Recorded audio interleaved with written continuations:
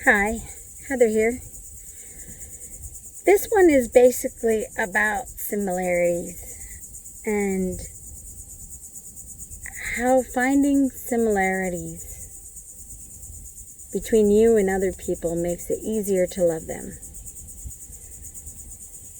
I think we spend our lives looking at differences more than similarities. The differences in basically our denominations and how we choose to worship God. The differences in our political parties. The differences in our race. The differences in the way we choose to think about things. The differences in our opinion. I think if we focused more on the similarities, perhaps the person across from you who's a different denomination has children your age. Perhaps the person across from you who is of a different race happens to like the same sporting events. Perhaps the person across from you who believes differently from you on one thing has the exact same opinion as you on another. I just think this world would be a little more peaceful and a little more loving if we focused on those similarities. And we didn't choose to see the differences. We didn't choose to constantly acknowledge the way in which we're different, but to focus more on the way that we're similar.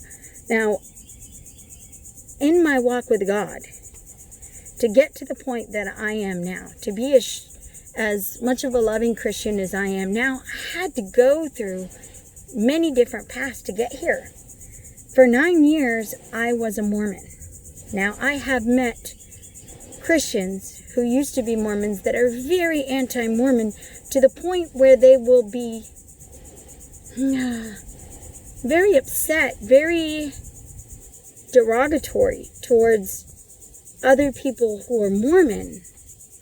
Instead of trying to love them, instead of trying to point out the similarities, instead of just showing them what being a Christian is and how the freedom that God gives you means you don't have to perform for Him. Instead of showing them what that looks like, they try to belittle other people because they believe differently than them.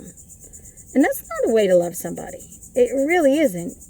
You can't belittle other people for what they believe, especially when it comes to something different than you, and then claim that is love.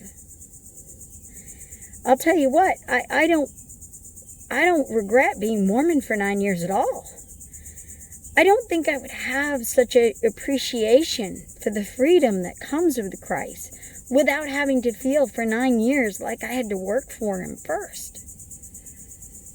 God put me on the path that I needed most when I needed it. At the time, I had lost my son. In the Mormon religion, they believe in sealing. So being sealed to your husband means that you get to automatically be sealed to your son forever. Do you know how important that was to me back when I lost my son? How important it was to believe that I could see my son, like automatically know and be sealed to him, like it was a given, like there was no denying the fact that I was going to see him. Do you know how appealing that is to a mom who's just lost her child? That's why I chose to believe in Mormonism, and the fact that there are a lot of good people who are Mormon. They really are. But it hurts my heart to see other people be unkind to people because they choose to believe differently, especially as Christians. We're not supposed to be unkind to other people. We're not supposed to be pointing out our differences. The girl that committed adultery in the Bible, the woman that committed adultery in the Bible, you know, when Jesus writes in the dirt, it's speculated that He writes the sins of those that are watching. Basically, He says, whoever is without sin, cast the first stone. He didn't point out how the woman was different and how we should accept the differences. Granted, in her case, she had definitely sinned. But what He did instead was He just said, hey, we're all similar. We're all sinners. None of you are any better than her. And that's kind of how we have to view it, people. None of us are any better than anybody else. God created us all special.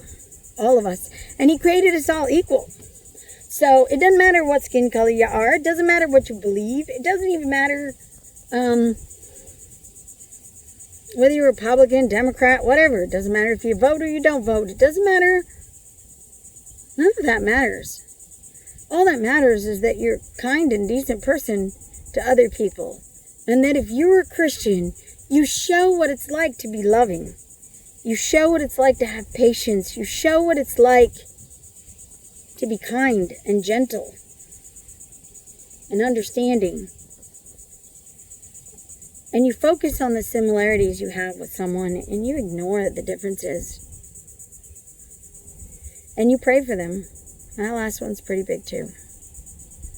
Anyways, that's all I really want to say. You know, we shouldn't be focused on our differences in any way. Because I don't think that ever leads to good. I don't think it ever does. I know that the people who have become my best friends have usually become my best friends because we have similar interests. So, look around you, especially at the people that you may not like so much, and find similarities. Find a way to love them. It's really not that hard. Anyways, I love y'all. Thank you for letting me talk, and I will see you later.